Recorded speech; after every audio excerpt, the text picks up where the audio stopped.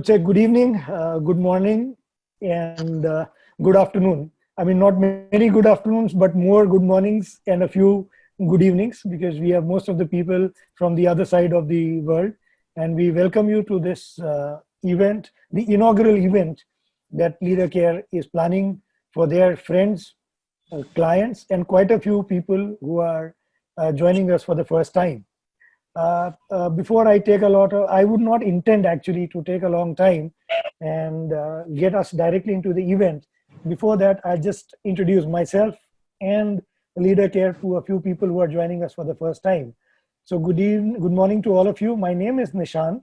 I'm a part of the LeaderCare team, and LeaderCare, as you would all see, represents, as our logo says, that we are innovative fund managers, all glamour, but in simple terms put together, the effort of LeaderCare for the last 22 years since foundation is to have the right research in place and suggest the right financial products to our clients.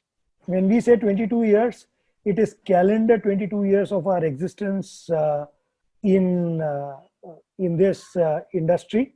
Having said that, we are now as a team, roughly about 100 years plus of experience in this industry. And we are proud to be servicing 4,000 clients across the globe.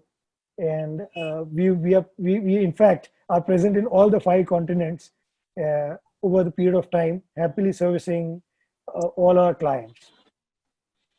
Without taking much ado, a little more introduction on what this event today is. COVID, while it has presented a lot of challenges, it has also presented some opportunities. For example, just in February, Darshit, Jigar, and I were planning to visit US to meet most of you individually. Never had we thought that we could meet all of you in one platform and have Nilesh Bhai also share the platform to all of you. So the endeavor is one such session every month with all of you where we can bring the experts of the industry to share their views about the global economy and how it has an impact on US and more importantly, India. So, the trailer or the hero's entry has to be the most important, and so has to be the opening pair in any cricket match. So it could have been not better to start this session with Nilesh Bhai, but I would keep myself off because it would be unfair if I would introduce Nilesh Bhai. It would be better if Darshit would introduce Nilesh Bhai and take the session forward. Darshit, over to you, and over to you, Darshit. Yeah. Yeah, hi. Thanks, Nissan. Uh, okay. Hello, everyone. Good morning. Hope you and your family are safe and doing well in these pandemic situations. Today, we are in an unprecedented scenario where everyone is in a dilemma that whether one should invest or wait for some time. So we thought no one is better than Mr. Nilesh Shah, who has spent over 27 years in a capital market. Currently, Nilesh Bhai is managing director of Kotak Mahindra Asset Management Company. He is also chairman of Association of Mutual Fund in India, part of Economic Advisory Committee to our Prime Minister Shri Narendra Modi. He is also a part of Regulatory Committee of a Market Development. By qualification, Nilesh Bhai is a gold medalist chartered accountant and cost accountant. He has an experience of managing funds across equity, fixed real estate and local and global investors. He was in a leadership role with Axis Capital, ICICI Prudential Asset Management Company, Franklin Templeton, and ICICI Security. So these are some of his credentials. For Indian capital market, he is Mr. Nilesh Shah. But for LeaderCare, he is our mentor Nilesh Bhai. So now I would like to invite Nilesh Bhai to share his view on current economic and market condition. Over to you, Nilesh Bhai. Thank you, Darshit Bhai, for that kind words. Very good morning to all of you. And clearly, this is the most unprecedented crisis which India is facing along with the world. We had medical crisis which got converted into economic crisis because of shutdown of economic activities. And it is becoming a financial crisis as businesses which have been shut down are not able to pay their financial obligation. We are seeing a combined effect of medical crisis, economic crisis, and financial crisis together. Na bhuto na bhavishyati. We have never seen anything like this in the past, and we just pray to the God that we don't see anything like this in the future. COVID-19 is going to hurt Indian economy like any other global economy. This has potential to bring down India's GDP to negative territory, first time after 1980. This is the first time when a global crisis is resulting into negative GDP growth. Sectors like hotel, tourism, travel, aviation, retailing, multiplexes, which requires physical movement or presence, has been hurt very badly. Sectors like pharma, power, telecom, food processing and distribution have been hurt relatively lesser. India had a choice of either saving lives or livelihoods, and they took the call of saving lives by enforcing shutdown. Lives one lost can never be recovered. Livelihood can easily be recovered later on. Today, we have mixed set of data on the economic side.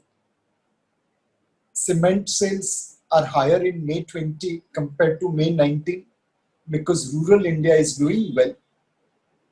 Fertilizer sales is almost 100% higher in May 20 versus May 19 because people are sowing in anticipation of good monsoon.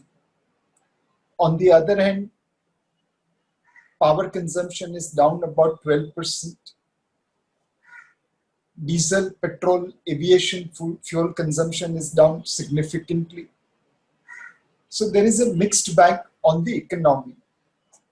It will be fair to surmise that when we have medical solution, then only economy and markets can bottom out all over the world.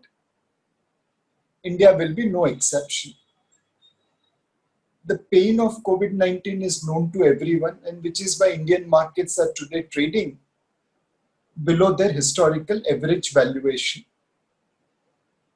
What are some of the opportunities from COVID-19? One benefit to India is in form of lower oil prices. We import 1.5 billion barrel of oil every year. $1 drop in oil price helps us save $1.5 billion. Oil prices are down from $70 to $30, $40 range. This year, India could be saving about $35 to $40 billion in oil import bill. The second benefit to India is coming because of ban on global travel. 2.2 crore Indians travel abroad, while officially their spending is disclosed at $10-12 billion. The unofficial estimates range at about $22 billion. As foreign travel is restricted, we will be spending less on travel abroad, and that money staying in India could be used for investment in businesses. About 1 million students study abroad from India. Probably they are spending $10-12 billion every year by way of education and other expenses. This year, there will be a dip in students studying abroad, and maybe $2 to $4 billion could be saved over there. Indians have craziness for gold. On an average, $35 billion are spent every year for import of gold. Courtesy these restrictions, gold imports in April and May are down about 99%. If this trend continues going forward, we could be looking at saving another $15 billion from gold import bill. Recently, we have skirmishes with China on our border, and that has created boycott of Chinese goods. If this lasts little longer, then we will be able to save some money on import from China by replacing made in India goods with by replacing made in China goods with made in India goods. Collectively, lower oil import bill, lower gold import bill, lower trade deficit with China, lower spending on education abroad, lower spending on travel abroad, collectively can give more than $100 billion to Indian economy this year. This will go a long way in reducing pain of Indian economy in FY 2022. The second benefit which could come to India is if India does little bit of out-of-box thinking. Unlike Western world, which have limited tools to fire at COVID-19, India has multiple tools. For example, in US, UK, Japan, Europe, there is no scope to cut interest rates further as interest rates are near zero. In India, our repo rate is still 4%, and majority of our small and medium enterprises are still borrowing at 10% plus. There is room to cut interest rates further to support economy. Second, in case of India, the government debt to GDP ratio is about 70%. In most developed world, it is upwards of 100%. Clearly, there is room to spend money on fiscal side, keeping in mind lower debt to GDP ratio compared to the other countries. Third, government of India may be liquidity poor but is asset rich. They are sitting on many unproductive assets which can be monetized. For example, government of India has an office called Custodian of Enemy Property. People who migrated to Pakistan post-independence but had left their residential and commercial and financial properties in India. It was taken over by Custodian of Enemy Property post-1965 war. Pakistan did the same thing for people who migrated from Pakistan to India. Today, this office has 9,000 real estate valued at more than 100,000 crore. They have financial assets valued at more than 11,000 crore. And this entire 1,11,000 crore worth of assets can be monetized to fund fiscal spending.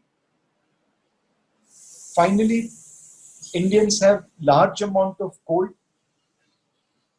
This unfortunately is lying in Tijori in black account and can't be utilized for formal economy.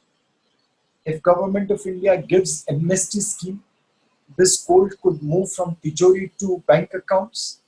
This will put money in the pockets of entrepreneurs. This will put equity in the pockets of entrepreneurs, and it can be suitably leveraged from the banking system.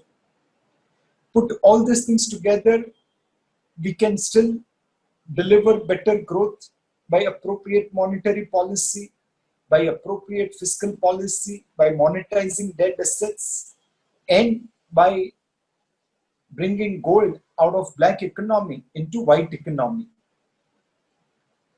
The other opportunity for India at this point of time is foreign direct investment. Throughout our journey from independence, we have been left behind by every other country. Japan was ravaged by World War II. At the time of independence, their share in global trade was lower than India. Today, it's a developed nation, about 20 times higher, bigger than India. China, Taiwan, Korea, Indonesia, Philippines, Malaysia, every single country has outperformed India.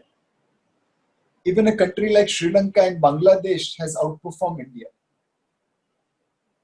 In 1980, China and India were of similar size. They became manufacturer to the world. We were left behind. Today, they are 5 times bigger than India.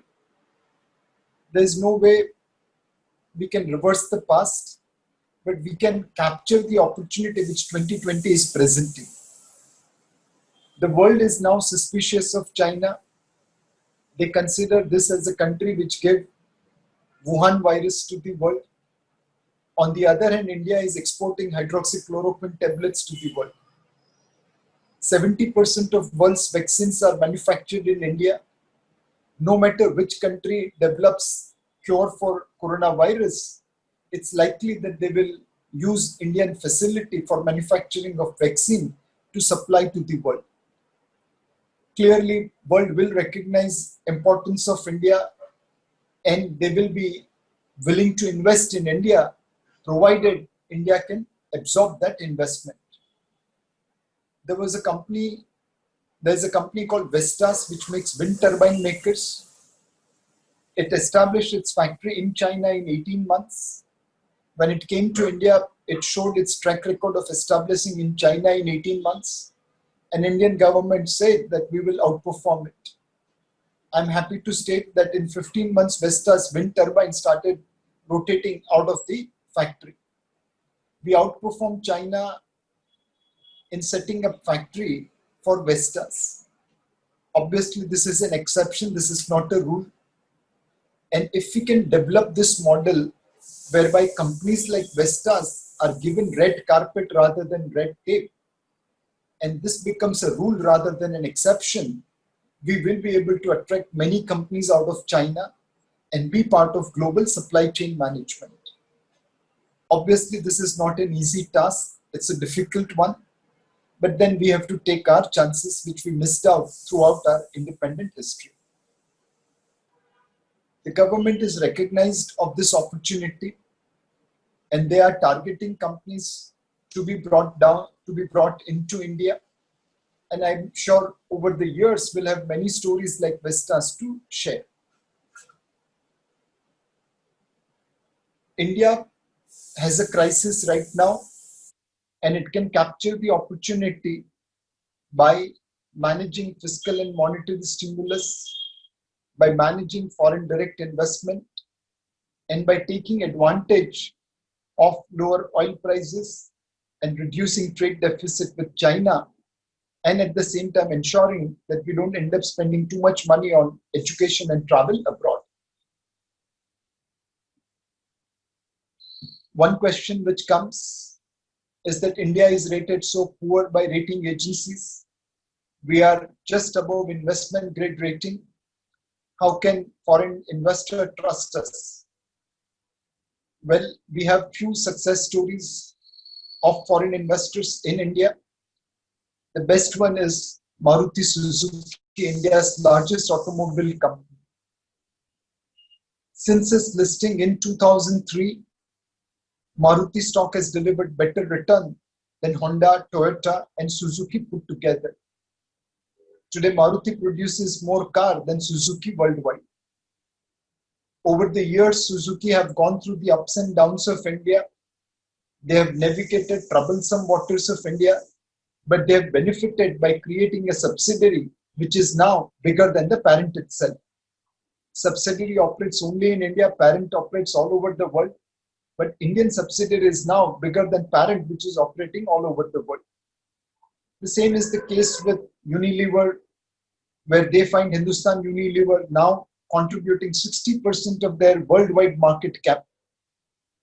Same is true with Nestle, same is true with Procter & Gamble, same is true with GlaxoSmithKline Pharmaceuticals, same is true with Robert Bosch. Across the board, Indian multinational companies' experience is far better and rewarding compared to most parts of the world. The next question then comes, but how will you compete with China? How can you attract investments out of China? Well, there is one industry where we have given bloody nose to China. India is today world's largest manufacturer of motorcycles. Honda, Hero Motors, Bajaj Auto, Eicher, TVS, Yamaha, Suzuki. These are all companies operating in India. Hero is now world's largest two-wheeler manufacturer. Chinese companies did try to enter India. They had to withdraw back because of poor quality. Chinese company did try to enter Latin America, Africa, Southeast Asia. They had to vacate that space for Indian companies because our products were superior and were competitive. What we did with two-wheeler industry, we have to do with every other industry. And obviously, we haven't done a great job since 1980 on the same.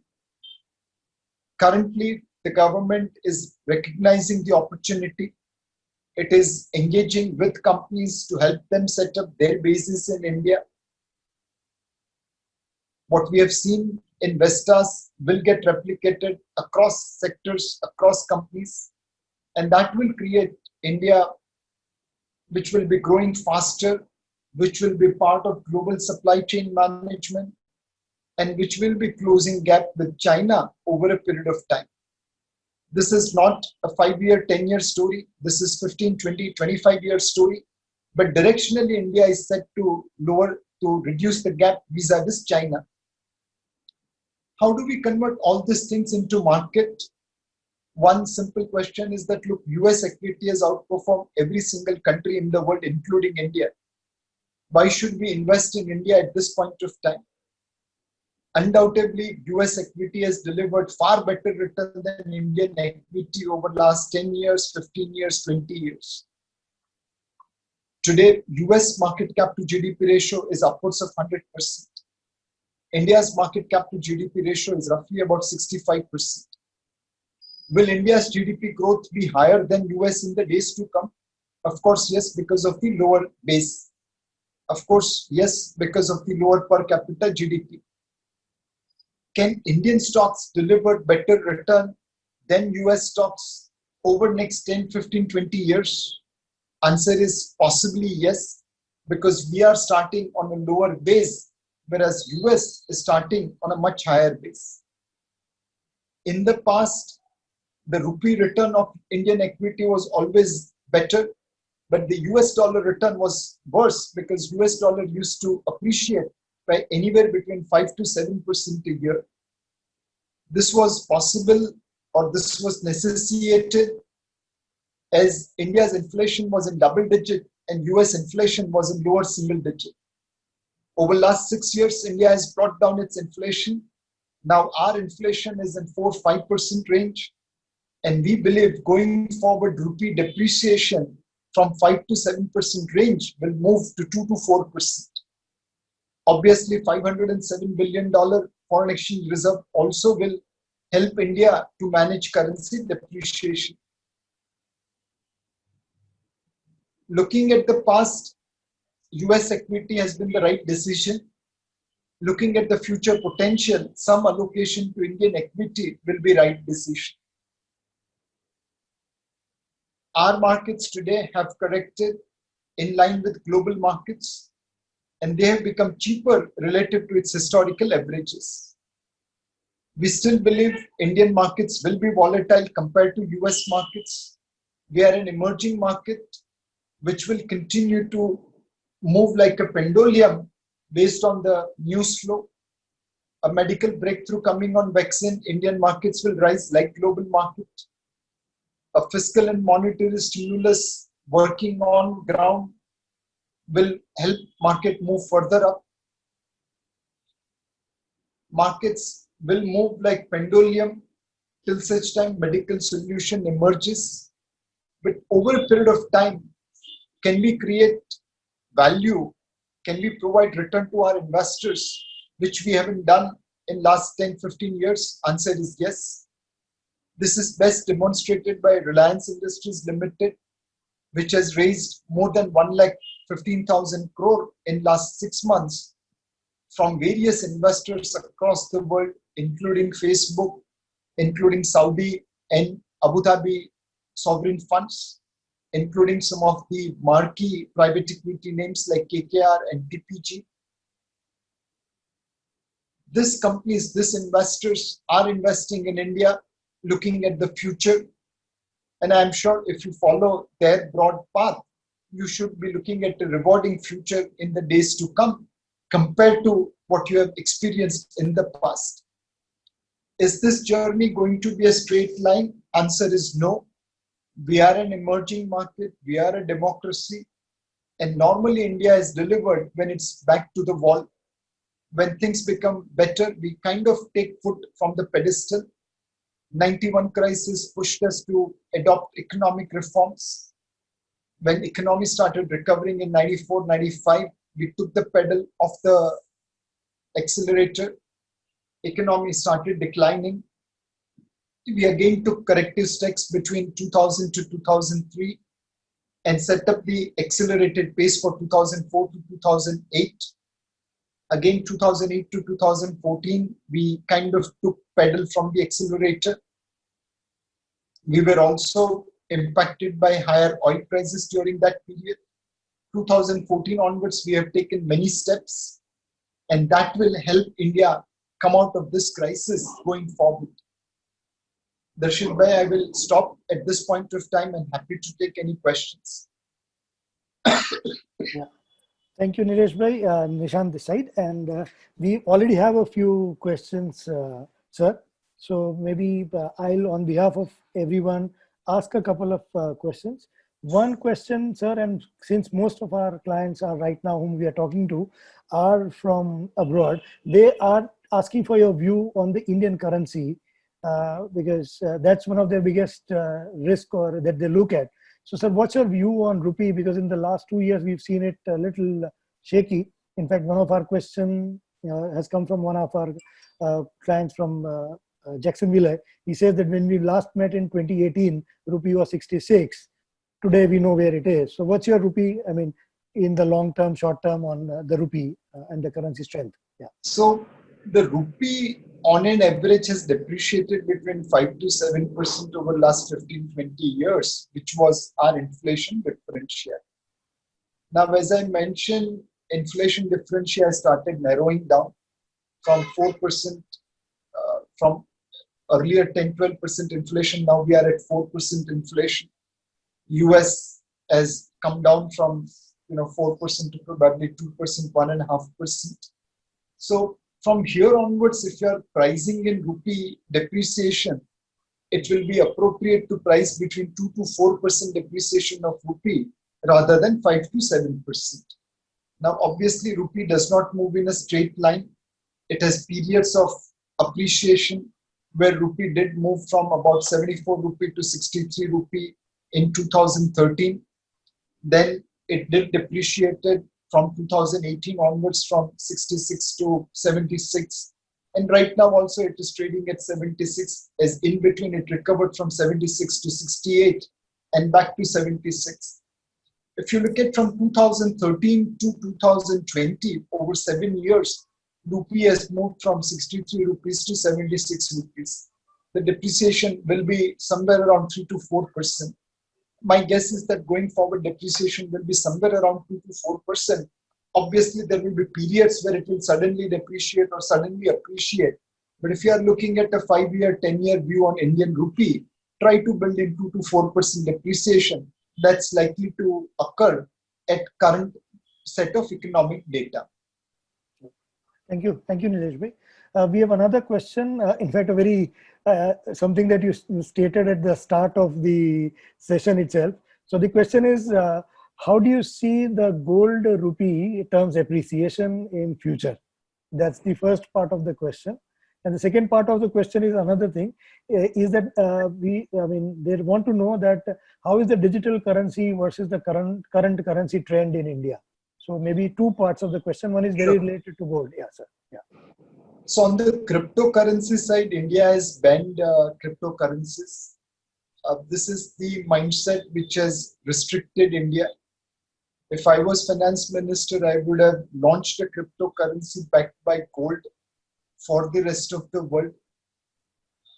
In cryptocurrency, mining is done for Bitcoin. Gold also mining is done. Bitcoin is recognized as universal acceptance of payment. Gold has been recognized as universal measure of payment or store of value across generations. In Bitcoin, there's no underlying asset. Gold at least has a physical asset which has been over centuries acting as a storage of value. India owns the largest amount of gold in the world.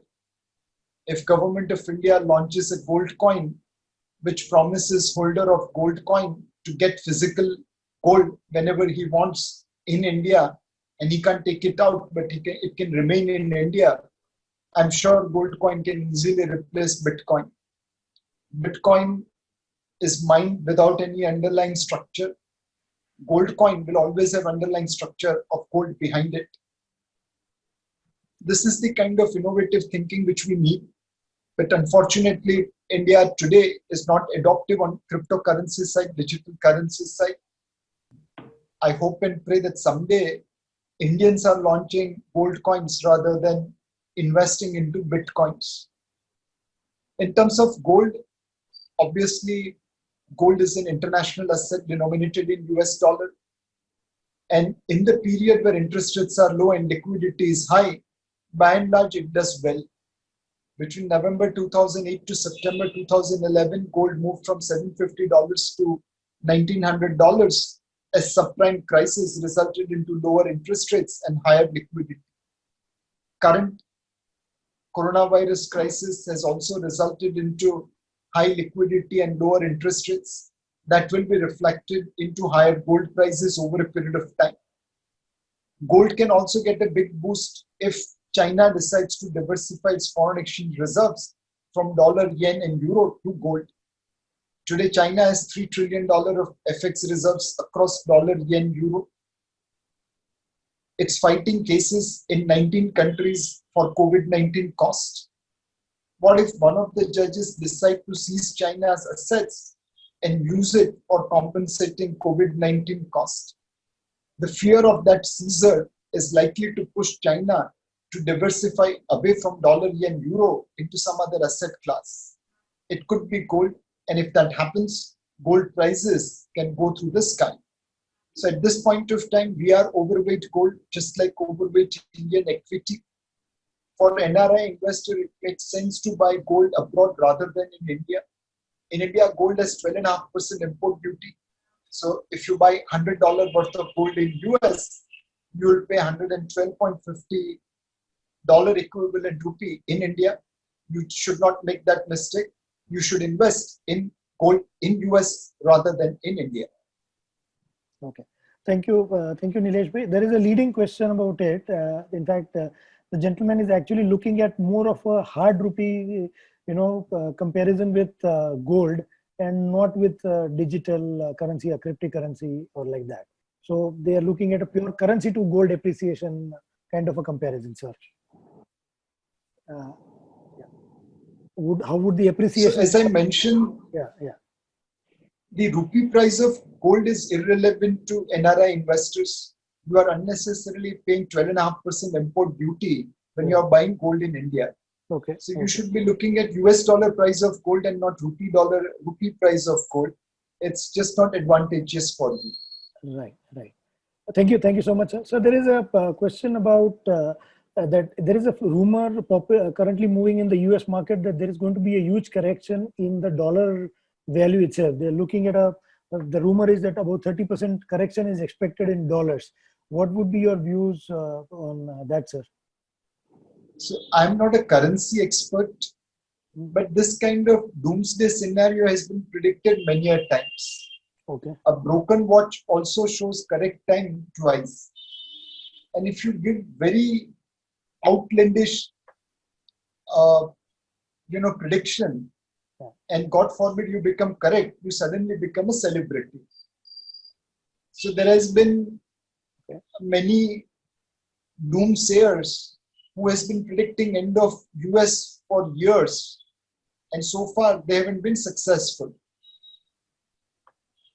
If you see the history of mankind, the reserve currency status of the world changes when their military power diminishes. The Roman currency at one point of time was reserve currency for the world, especially in Europe. It diminished as Roman Empire disintegrated. Before dollar, Great Britain pound was reserve currency of the world, as the empire was powerful and sun never set on the empire. World War I and World War II made Britain foliable, and GBP lost its reserve currency status. US dollar became reserve currency as its economy grew and the military might continue to remain unchallenged. So I don't think so dollar is likely to crash by that big a margin unless until American military might is challenged. Yes, there will be fluctuation in dollar up and down, but a 30% correction in dollar value means DXY index has to go down 30% from here, which looks unlikely. Okay. Thank you, sir. Thank you so much. There is, in fact, a question here, sir, that what is India's, what would be an assumption of India's GDP growth for the next 5 years? And the same gentleman is also looking at, the fixed income opportunities in India in the coming days. So it's a dual question coming from the same gentleman. Yes, sir. So if you are looking to buy fixed income securities in India, there are a couple of challenges. One, the FCNRB deposits are fairly attractive. They are also tax-free. Moment you come into rupee denomination deposits, today your rates adjusted for forwards are fairly low. So, for example, if you buy a local deposit, you'll probably get 5 to 6% return in a respectable bank, and your forwards are roughly about 4.5%. Your US dollar returns will become 0.5% or 1%, which is also taxable. But if you invest in FCNRB deposits, you'll get a better return and it will be not taxable. So if you're looking to invest in fixed income in India, FCNRB deposit is the best. The second best option to take India credit exposure is via offshore bonds issued by Indian credits. Government companies like NTPC, Power Grid Corporation, Exim Bank, State Bank of India are regular issuers of Indian bonds, of bonds abroad. Some of the large companies like Tata Group, Reliance Group also issue bonds abroad. And whenever world is in panic mode, this credit spreads widen significantly. You could get these bonds at 4%, 5%, 7%, 10% dollar yield. I think capturing those bonds at that point of time will be far more rewarding to you than looking to invest in rupee fixed income market. You will be saving on tax and you will be also saving on forward premium cost. So as an NRI, if I have to invest, I will either consider FCNRB deposits or I will consider Indian credits which are available in offshore market. Those returns will be far better in dollar terms compared to Indian rupee assets. Thank you, sir. A leading question which has come out, in fact, it has come out from somebody else, but it's kind of a leading question is, they are looking at how, the question is how safe is, a State Bank of India in terms of FCNR deposits? Are they likely to default like the Greece national banks? So Greece has a history of default by about 20 times in last 400 years. Greece is like Argentina, which at regular interval defaults. Indians have a history of now 5,000 years from Harappa, Mohenjo-daro days till today of not defaulting to foreigners. Our total external debt is $560 billion, of which $150 billion is NRI deposits. Of this NRI deposits, 90% gets rolled over. Bulk of this deposit comes from Middle East, where people can't settle, unlike in America or UK, and it gets converted into residential deposits over a period of time. From $560 billion, if I take out $130 billion, which is likely to be NRI deposits which will be rolled over, the net FX debt of India is $460 billion. Against that, I have a $507 billion FX reserves. Against that, I have probably $2 trillion worth of gold in India. It's not owned by government of India, but there's $2 trillion worth of gold in India. Now you make your judgment. Will India or State Bank of India be defaulting on its FCNRB deposits? Okay. I guess even Darshit is receiving a lot of questions. So Darshit, would you want to take it up from here to a couple of questions that are coming to you? Yeah, yeah, sure, Nishan. Nilesh bhai, one of the question is how we see India versus other emerging market as an investment opportunity. So when we compare India vis-a-vis its comparable peers, Indonesia, Thailand, Malaysia, Philippines, Korea, Taiwan, Singapore, Mexico, uh, Chile, Brazil, some of the Eastern European nations like Poland, and so on and so forth, then India does appear somewhere in the middle. There are years where we have outperformed all emerging markets. There are years where we have underperformed them. But over a longer period of time, we are somewhere in the middle of the pack. We have delivered returns which is slightly better than MSCI Emerging Market Index. As I mentioned, in the past, bulk of this return was going away because of rupee depreciation. Indian rupee used to depreciate much more than its comparable peer group. Now, rupee depreciation is coming under control, and hence equity returns are looking better and better. Okay. If we look at countries like Russia, Brazil, China, the extent of corporate misgovernance is far higher. I don't know how many of you are aware, but why is Vladimir Putin being so hated across the Western world and especially in America? One of the reasons why Mr. Putin is probably hated so much is that during Gorbachev time, when Russia disintegrated, there was an entire communist country with all companies owned by the state.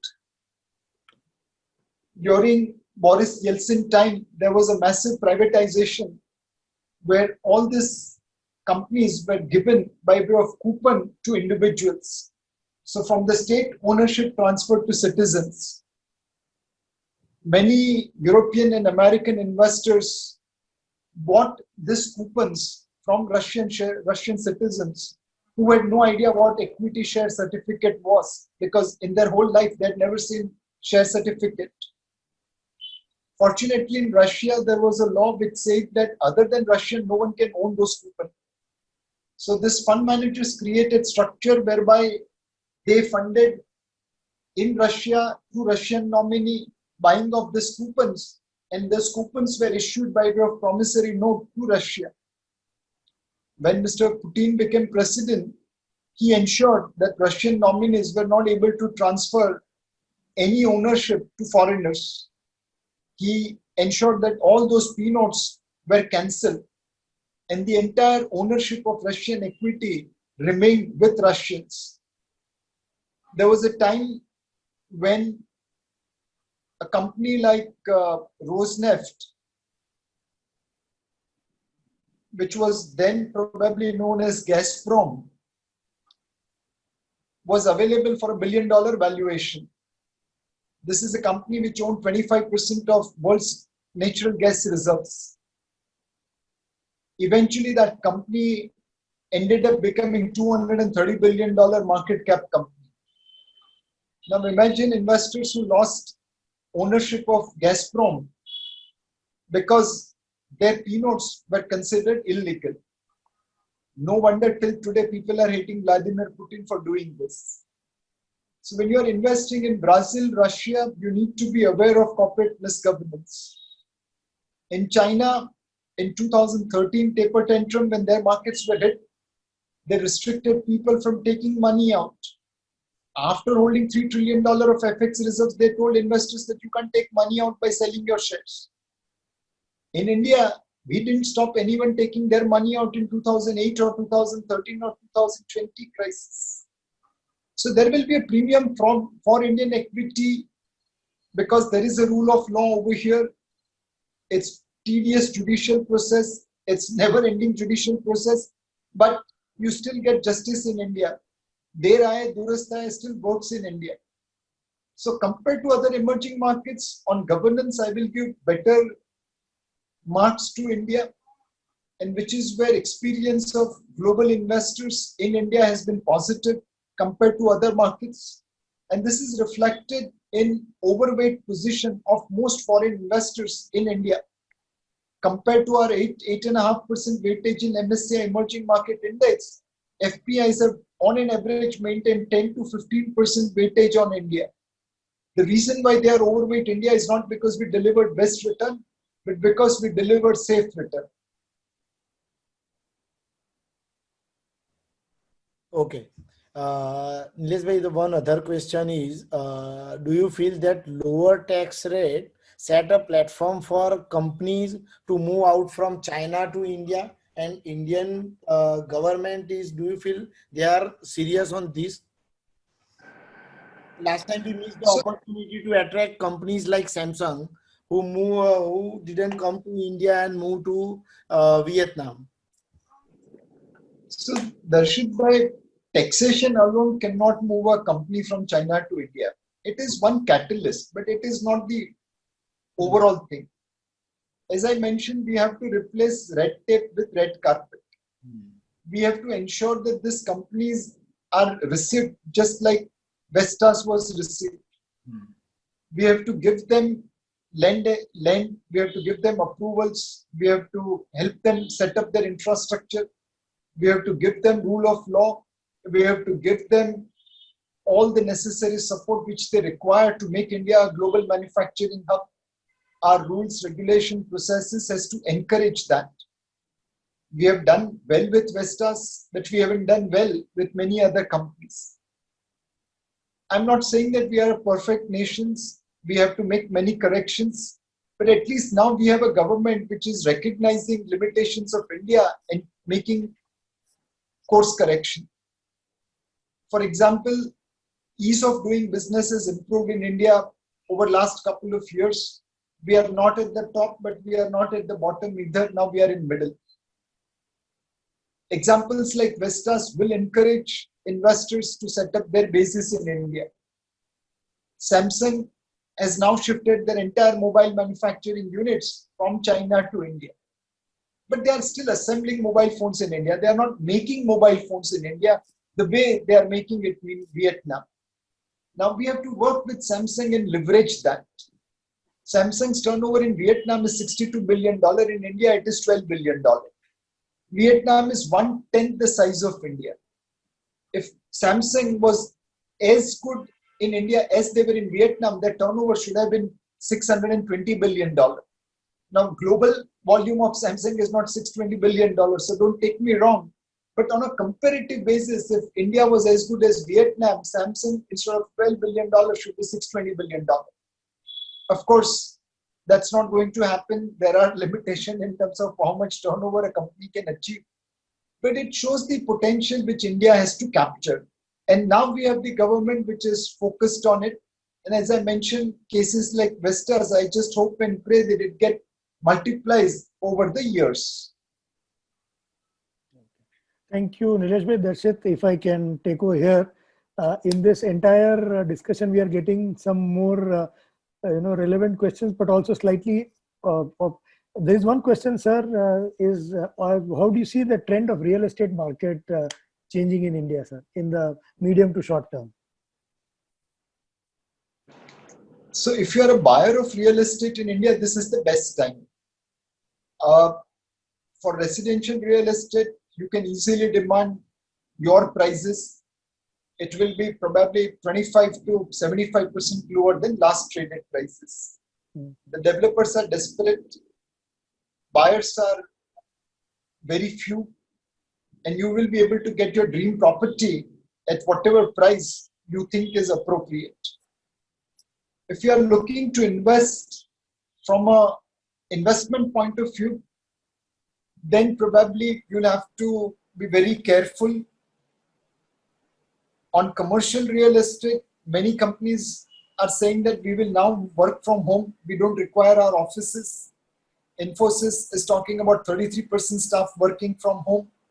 TCS is talking about 75% people working out of home by 2024. Kevin Kerr, a small FMCG company has put his entire Madras headquarters for sale, saying that we don't need these offices, people will work from home. So in commercial real estate, there is a reset going to happen. The rental yields will fall dramatically as there is a huge supply, and the absorption of real estate on commercial side will take some time. So there will be downward movement in prices for commercial real estate as well as real estate. For buying a property in India, this is probably the best time for residential real estate. You will be able to dictate your terms with the developers. For commercial real estate, if you are looking to buy from a rental yield point of view, then be careful in selecting properties because it may take little time to get absorbed in the market. You may have to remain with a vacant premises for some time to come. Thank you, sir. And we would, well, there are a lot of questions. I think we'll limit it to the last 3 questions, sir. We understand you have other engagements as well. So, sir, coming back to the favorite topic of the dollar to rupee, the question is, how do you look at dollar to rupee in the medium term, let's say around December 2022? How would they be ranging? On what range would they be ranging? Or would you stick back to your comment of about 4-5% appreciation? Your view I would say 2 to 4% depreciation, not 4 to 5% depreciation. Yeah. Right, sir. Right, sir. Over medium term, rupee should depreciate between 2 to 4% unless until there is some exigencies. For example, if there is a full-fledged war between India and China, undoubtedly rupee will depreciate. So Right. without those exigencies, on a pure economic basis, rupee should depreciate between 2 to 4% versus dollar from current level of 76, 77. Right, right. Thank you, sir. The next question is, sir, it's a twofold. The first question is, are the global markets actually ignoring the COVID impact? And the same question, and another question has come from the same gentleman, is that what would be the right way to enter India? Lump sum right away, or maybe in a parts over a coming 6 to 12 months? How do you enter Indian equity markets here? Let me take the easy part first. Right. It's always making sense to invest on a gradual, calibrated manner rather than lump sum. Indian markets are not screaming by like it was in April 2020 when Nifty was 7,600 and market cap to GDP ratio was 47%. Today, Nifty is up almost 25% from bottom, and market cap to GDP ratio is at about 65%, which is closer to its historical average of 75%. So Indian equity is a buy, but not a screaming buy as it was in April 2020. We are not yet out of the woods. We need medical solution to emerge before economy can recover. We need to gather our act together on fiscal and monetary stimulus, on foreign direct investment, on accepting some of the out-of-box thinking. So there are challenges ahead, and hence market will be like pendulum rather than a straight line. So try to invest in a calibrated basis, gradual basis rather than lump sum. Global markets are not discounting COVID-19 will be an unfair comment. Market in collective wisdom knows what's happening all over the world. They are seeing infections, they are seeing death, they are seeing shutdown of economic activities, and which is where we have seen a trend emerging across the world where big is becoming bigger and better, and hence lifting indices. In India's case, Reliance Industries Limited was roughly in 2018 under 5% of our total market cap. Today, it has almost become 10% of total market cap. This journey of Reliance from becoming 5% to 10% has kept the indices higher, and which is where investor thinks that, oh, market is ignoring COVID-19.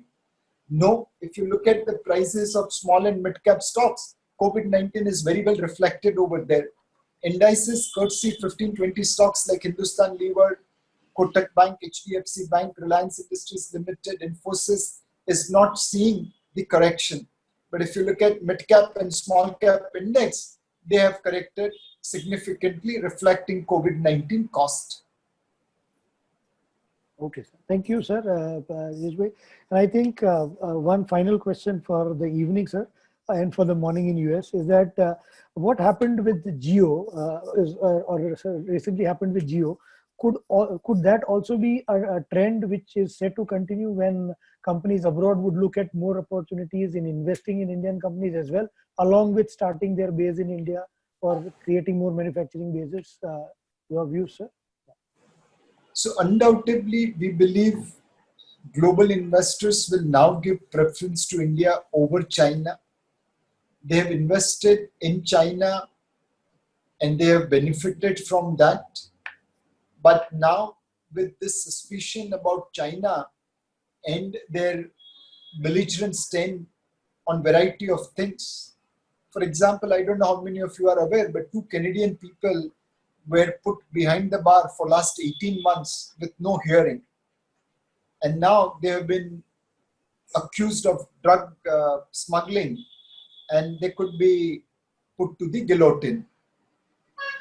Ostensibly, this is in relation to UA CFO or UA senior manager getting arrested in Canada.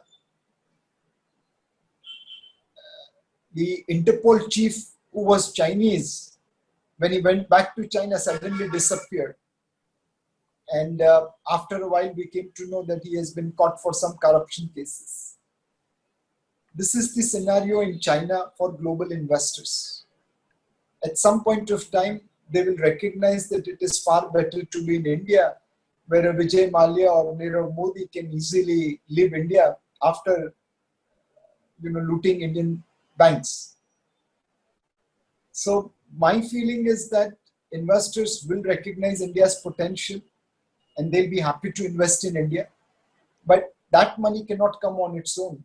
We have to work like Geo to set up an infrastructure, to set up a business which investors will be comfortable investing into. So money will be available for good businesses, for good promoters. It won't be available for every Tom, Dick and Harry. You won't get money just because you are from India. You will get money because you have a great business in India. Right, sir. Thank you so much, sir. And we close the question sessions now. Request to everybody, you could send us the questions over the WhatsApp to Jigar, Darshit, or to me. We would eventually, answer your questions in the coming days. Having said that, it would be, we'll be falling short of our duty, sir, if we would not thank you for sparing time out. And we know how difficult it is of late.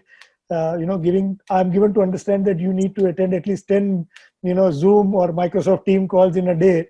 So, but thank you very much, sir, to give us this information. And I'm sure our friends and clients across the globe have gained. I'm already seeing some comments that it is a very informative session. But thank you so very much, Nilesh Bhai. And thank you everyone who came into this session. We hope we were able to get answer to most of your queries. And we continue our journey which started today. And thank you, Nilesh Bhai, for cutting the ribbon for Leader Care's international sessions. Thank you so very much. And thank you to all. Yeah. We formally bring an end to this session. We shall have the recording of it. So if anybody wants to, we can send the answer to your queries post that. Thank you so much. Thank you. Thank you. Bye. Thank you. Bye. Bye, Nesh. Bye. Thank Bye. you. Bye. Bye. Bye.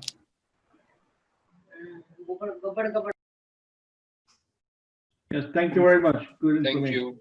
Thank you. Manzu bhai. Yeah, thanks.